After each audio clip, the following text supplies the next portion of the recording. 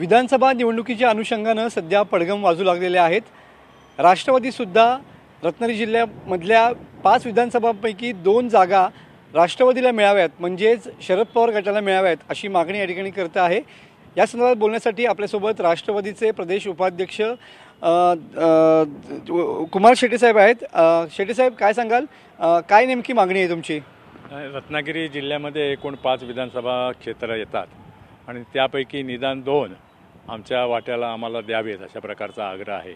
एक चिपळूणचं आमची स्टँडिंग आहे, परंतु रत्नागिरीसुद्धा आम्ही कितीतरी वर्ष रत्नागिरीमध्ये त्या विधानसभा क्षेत्रामध्ये आम्ही राज्य केलेलं आहे आणि म्हणून आम्हाला ती रत्नागिरी विधानसभा क्षेत्र आघाडी महाविकास आघाडीतर्फे आम्हाला मिळावी अशा प्रकारचा आमचा आग्रह आहे।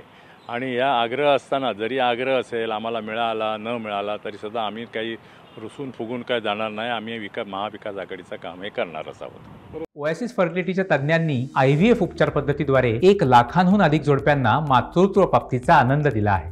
मोफत अपॉइंटमेंट बुक करण्यासाठी आजच संपर्क साधा। उद्धव ठाकरे गटाचा उमेदवार या ठिकाणी निवडणूक लढवण्यास इच्छुक आहे।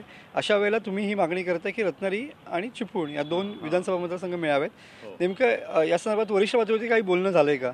नाही, वरिष्ठ पातळीवर बोलणं अजून झालेलं नाही आहे। आम्ही आमच्या परीनं विचार केलेला आहे। वरिष्ठ पातळीवरती बोलणं करण्यासाठी मी आमचं एक शिष्टमंडळ जे आहे हे शरद पवार साहेबांना जाऊन भेटेल आणि त्यांच्याकडनं निर्णय काय असेल तो घेईल। बरोबर आहे। या संदर्भातली मागणी तुम्ही शरद पवार साहेबांकडे करणार आहात, केलेली आहे? हो, शरद पवार साहेबांकडे करणार आहोत। बरोबर आहे।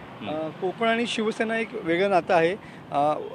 लोकसभेमध्ये सुद्धा उद्धव ठाकरे गटाच्या उमेदवाराला या ठिकाणी राजापूर असू दे किंवा रत्नागिरी किंवा चिपळूण या तिन्ही विधानसभा मतदारसंघात लीड मिळालेलं पाहायला मिळालं। अशा वेळेला राष्ट्रवादीचा दावा कितपत या ठिकाणी तुमचा स्ट्रॉंग असू शकतो? नाही, तो लीड मिळालं म्हणूनच आमचा दावा आहे आणि म्हणून तो आम्ही मागणी करतो आहोत। बरोबर आहे। उदय सामंत या ठिकाणचे पालकमंत्री आहेत, त्यांचा रत्नागिरी हा बालेकिल्ला मानला जातो। अशा वेळेला शरद पवार गटाची राष्ट्रवादी कितपत इथे टक्कर देऊ शकेल असं वाटतं तुम्हाला?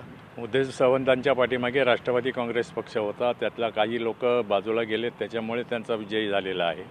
परंतु आता लोकांना कळून चुकलेलं आहे की बाबा उदय सामंत यांनी विकासाची कामं किती केलेली आहेत आणि स्वार्थाची कामं किती केलेली आहेत ही त्यांना माहिती आहे आणि म्हणून आता त्यांना ते कळालेलं आहे आणि म्हणून आम्ही त्याच मुद्द्यावरती ही निवडणूक लढवणार आहोत। बरोबर आहे। रत्नागिरी आणि चिपळूण विधानसभा मतदारसंघ आपल्याला मिळायला पाहिजेत आणि अशी मागणी आपण लवकरच एका शिष्टमंडळाद्वारे शरद पवार यांच्याकडे करणार असल्याची माहिती या ठिकाणी कुमार शेट्टी यांनी दिलेली पाहायला मिळते आहे। कॅमेरामन समित गजनेसह मनोज लेले, TV9 मराठी, रत्नागिरी।